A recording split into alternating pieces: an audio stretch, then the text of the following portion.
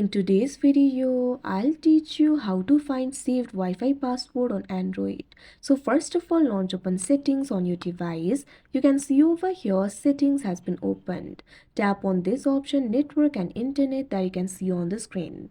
Now after you do that, what you have to do is find the option for internet or Wi-Fi and tap on it. Now once you do that, you'll be able to see all the Wi-Fi connections available over here.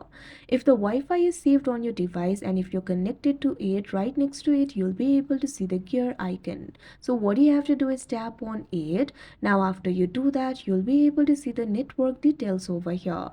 In order to see your password, find this option for share that you can see on the screen. Now enter your device pin over here.